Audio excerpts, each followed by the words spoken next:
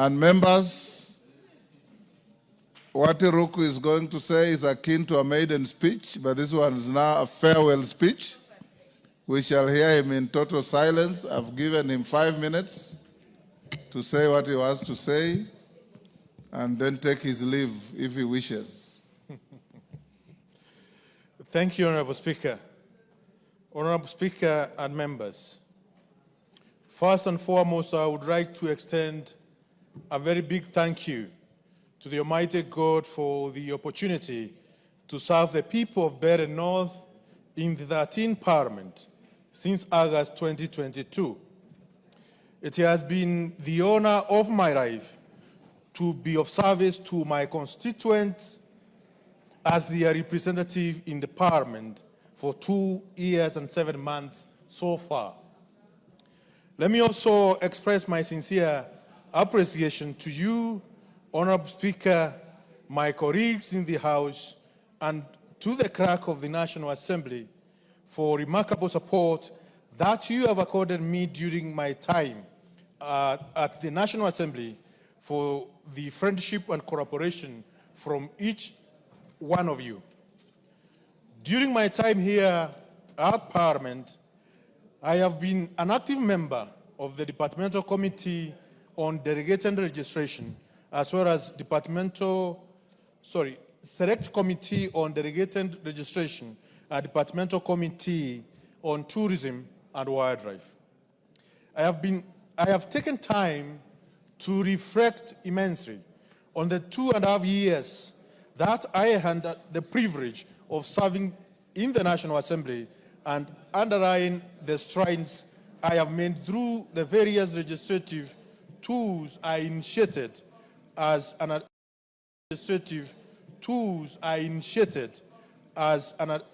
undertaking of my constitutional mandate.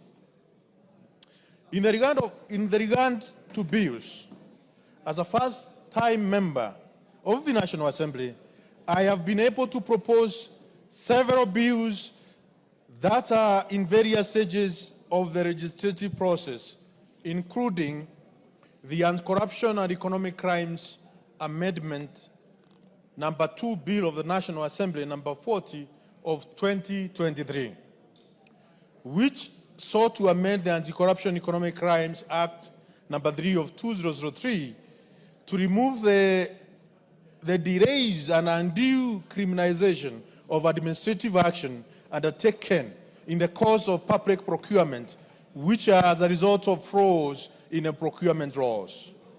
The bill sought to remove culpability, prescribes on persons in charge of administration, custody, management, receipt or use of any part of public revenue or property as administrative flaws, as this can be adequately addressed through other numerous existing provisions, including the express provision in Article 2265 of the Constitution.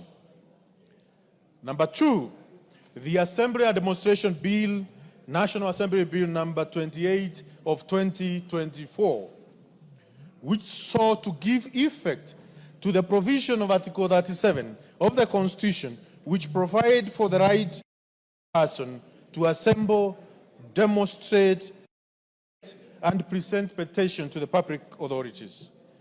Number 3, the Election Amendment Bill 2024,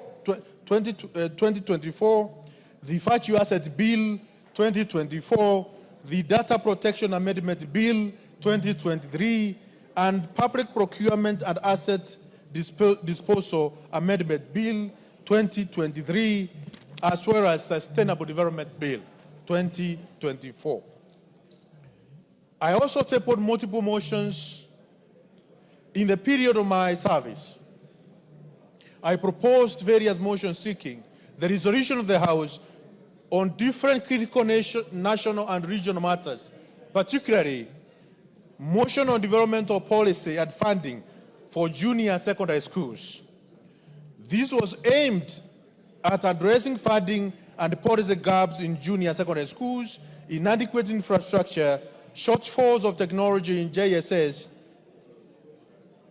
and which was adopted on 26 July 2023. The resolutions made by the House was to develop a comprehensive junior secondary school to ensure proper junior secondary school policy, to ensure proper establishment of the schools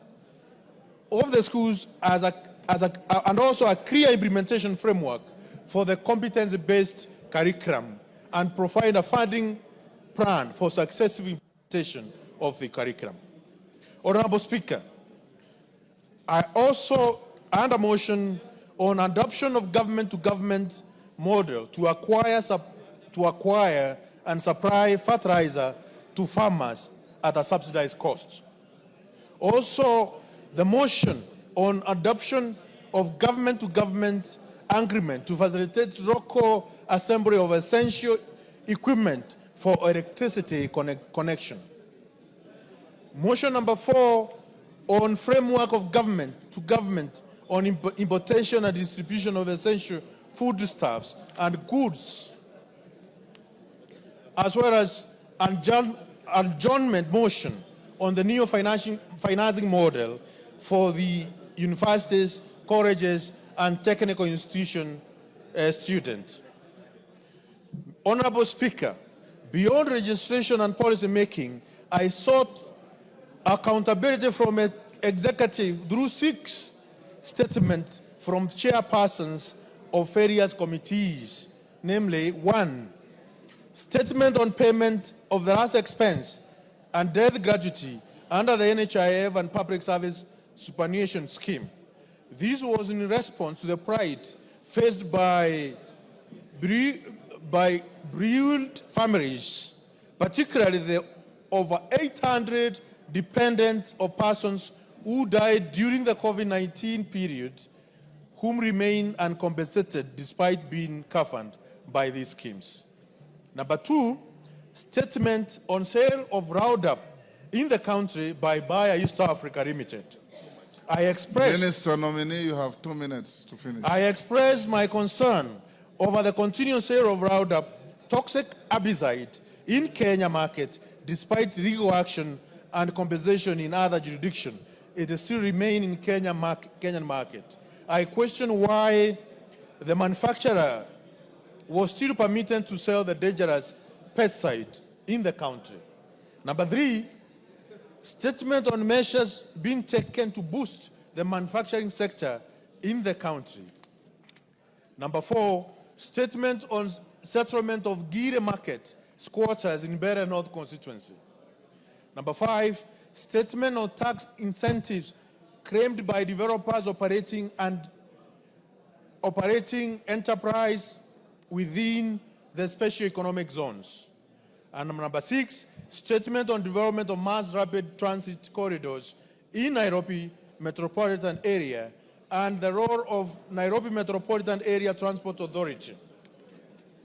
Honorable Speaker, as I continue to reflect on the role I have played in the House, I also wish to highlight the policy questions I asked to the Cabinet Secretaries, Constitutional Commissions, and independent offices.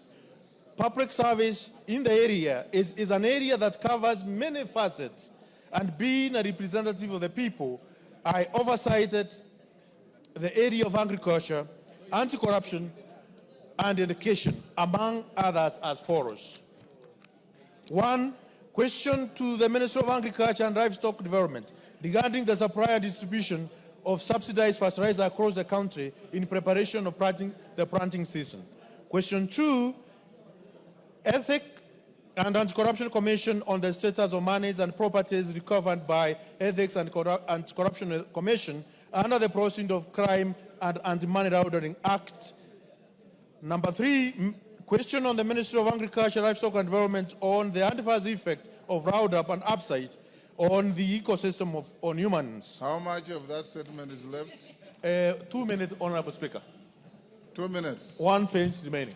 You better finish, okay. Number 4, Honorable Speaker. Give him the mic. Number 4, Honorable Speaker, question on Teacher Service Commission on the inclusivity and recruitment procedures and affirmative action, safeguards to teachers from marginalized groups. Number 5, question to the Public Service Commission on action taken to mainstream marginalized groups and communities in the public service in line with Article 232 of the Constitution and the public service values and principles. Honorable Speaker, I am fully convinced and confident that the role I have been nominated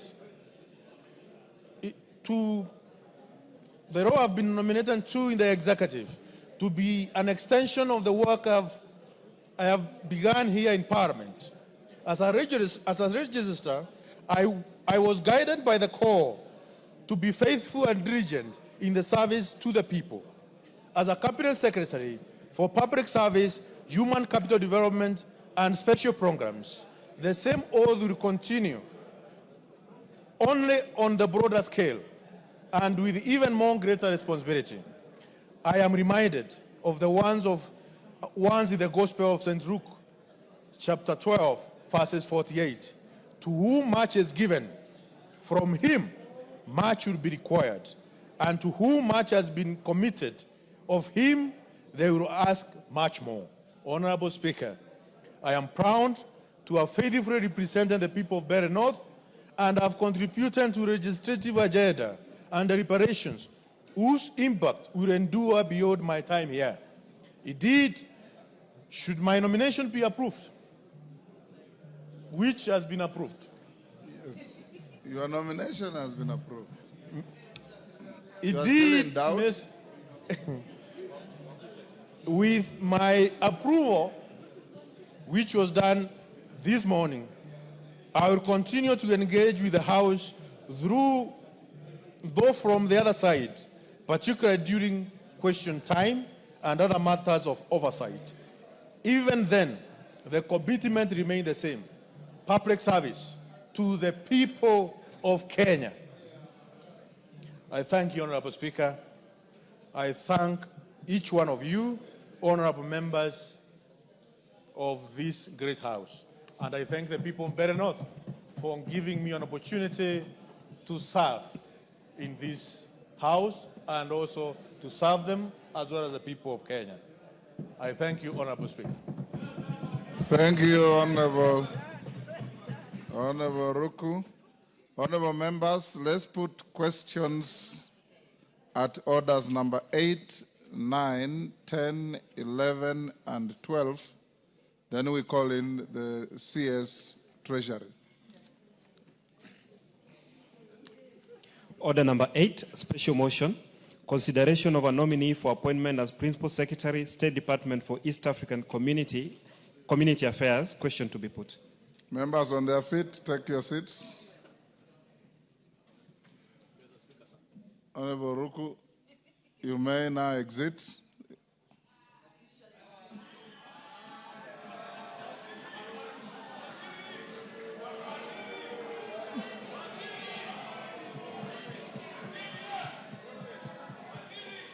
Order, Honorable Ruku. Can you walk out?